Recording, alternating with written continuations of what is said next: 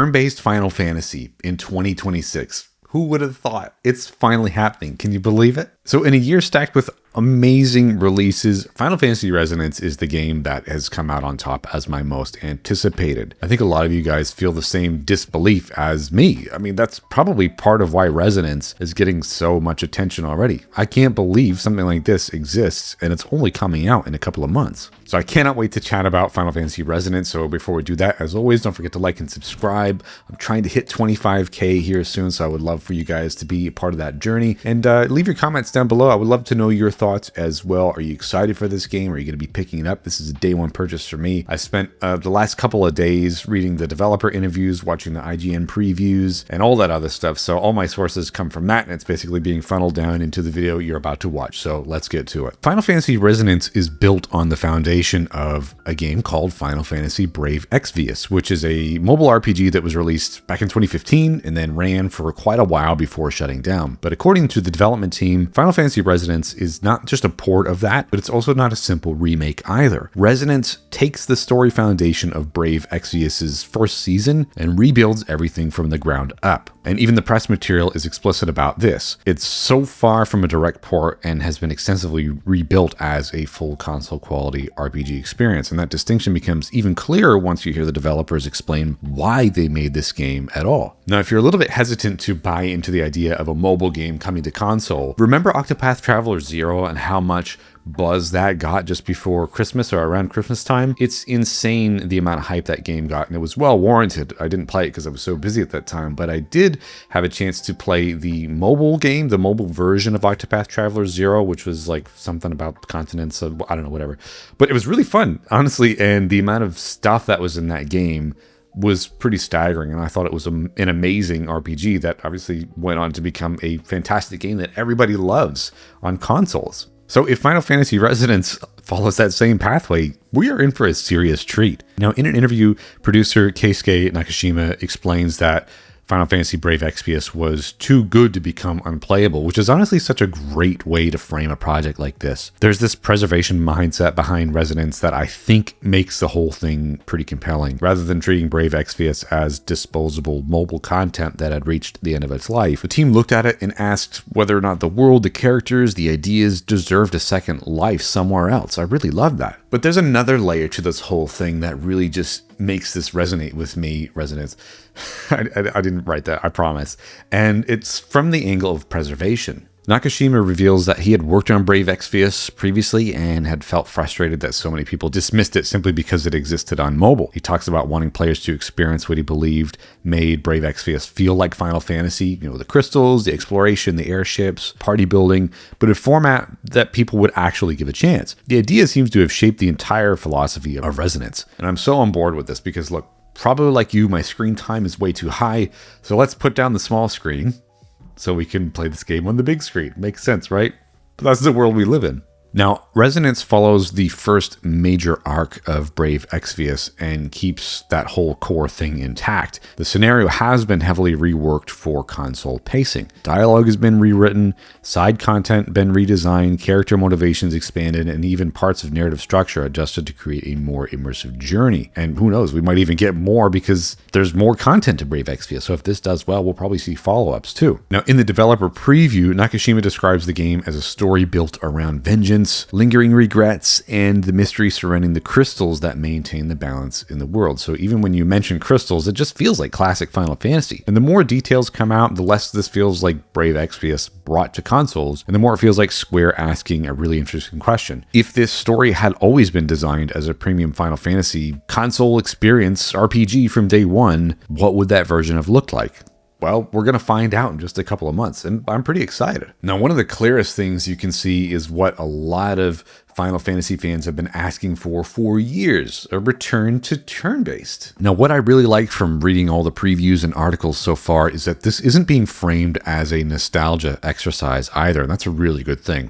IGN's preview says basically that, and it supports the direction strongly. Combat is a turn order system with stagger mechanics and elemental weaknesses and stuff, and preparation and synergy matter more than just quickly blazing through the battles. It sounds so much more closer in spirit to something like the 16-bit era Final Fantasy than recent action-focused entries. And again, that's not necessarily a exercise in nostalgia. But one thing I thought was really cool was the concept of visions. Visions act like a hybrid between job systems, if you want to even call it that to describe that, and character abilities. They can be equipped across party members, meaning iconic Final Fantasy characters like Cloud, Terra, and Tidus. Yes, the producer Nakashima said Tidus and pronounced it Tidus. I love seeing these classic Vision characters like Cloud, Tidus. Don't come at me anymore.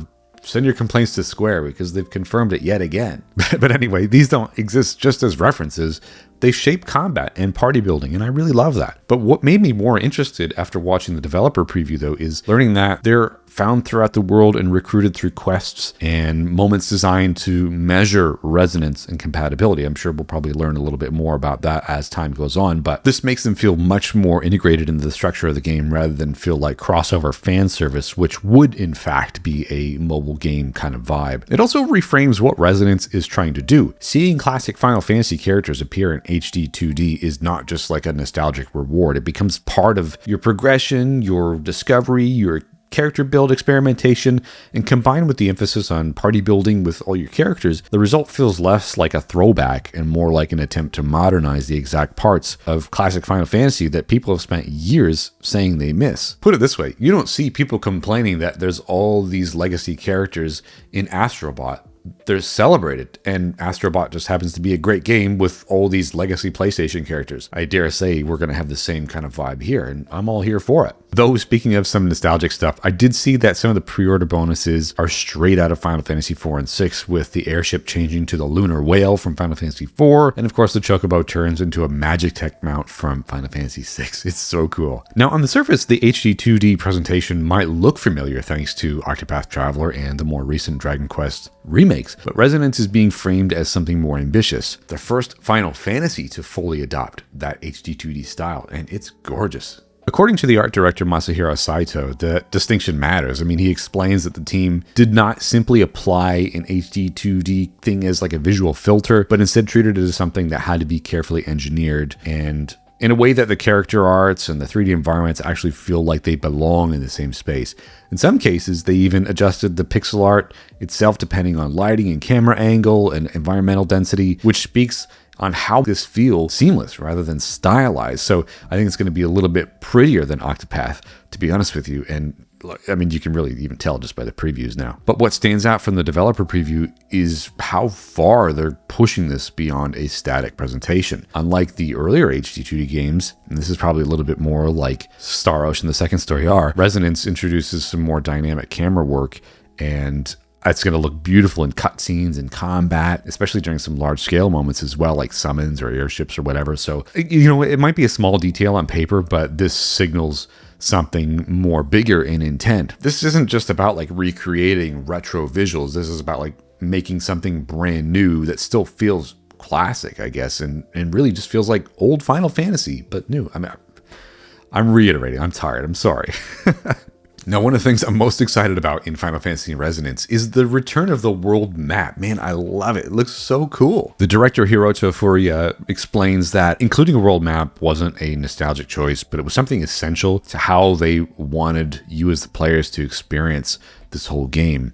It creates a sense of geography that modern linear RPG design often smooths over, and it is a really great reminder that you're traveling across a living world rather than progressing through isolated stages. That way of thinking carries into how exploration and progression and all that stuff was structured. So instead of purely segmented missions, Resonance leans into dungeon traversal, resource management, exploration-driven pacing, where you've got encounters and puzzles and recovering on the fly all matter as part of that larger journey. I mean, yes, in philosophy, this is just classic Final Fantasy stuff. I mean, this is what we've been wanting as legacy Final Fantasy fans. And everything that they've said regarding that really just is like, we want to give you that classic thing that you're looking for that you might have found in Octopath or you might have seen in the Dragon Quest remakes, but we're doing it through a Final Fantasy lens this time instead. Now, to balance this, of course, we've got some modern quality of life stuff like adjustable battle speed, difficulty options, but the underlying thought process still leans heavily into classic RPG tension, where every time you move forward, you never know if you're going to hit a random battle, it's going to wipe you out, you're going to get a game over. It's just a classic way of thinking, and I'm here for it. Now, what makes Final Fantasy Resonance so special to me isn't the fact that it's turn-based, isn't the fact that it's HD 2D. It's really just trying to balance that preservation with nostalgia, juggling act into making something brand new for the players that, again, we've been asking for years now. I mean, Square Enix is not reviving a mobile game here just for the sake of it. They're taking a completed narrative arc from a discontinued title and rebuilding it as a full premium RPG experience designed for you from the ground up. And in doing so, it also taps into something that, again, we've been asking for years. Can Final Fantasy ever meaningfully return to turn-based design without feeling outdated? And the preview from IGN seems to capture that whole thought exactly, describing the game as not necessarily revolutionary, but as something that they're excited that exists. And I mean, who wouldn't want a modern Final Fantasy that kind of returns to roots while still doing something new? And that's why Resonance stands out. It's definitely not trying to compete with the biggest entries in the series like Final Fantasy Revelation coming up. It's more so trying to preserve a version of Final Fantasy that we haven't seen for a very long time. So when you take a step back and look at everything, the developer intent, the HD 2D presentation, the return to roots, turn-based combat, the reimagined world structure, and the decision to rebuild a mobile RPG into a full game, Final Fantasy Resonance feels less like a spin-off and more like a definitive statement of intent of what Final Fantasy can be going forward. Maybe it doesn't have to be Final Fantasy 17. Maybe we can just have these little stories, these vignettes through different ways of game design. And this one I am so excited to get my hands on. So if even half of what's being described holds up in the final release, this is not going to be another entry in a long-running franchise experiment cycle. This is going to be a reminder of why this direction of the series matters so much to people like you and me in the first place. And that's why in a full year of heavy hitters and long-awaited releases, Resonance ends up feeling something different to me and feels like it really matters to me. Not necessarily the biggest Final Fantasy ever, but maybe the most intentional one in a long time. So I hope you enjoyed my thoughts on this, my kind of trickle-down filter of all the information that's been put out, and I'm sure there's going to be more as time goes on as well, but that's just the first few days of news and my thoughts. So thank you so much for watching. I would really love to know your thoughts as well. Don't forget to check the links in the description for all of my sources from today's video. And yeah, like and subscribe, and we'll be back to normal content next week. No more news. God forbid something else happens. But yeah, anyway, that's it for me. I'm tired. I'm going to bed. Bye-bye.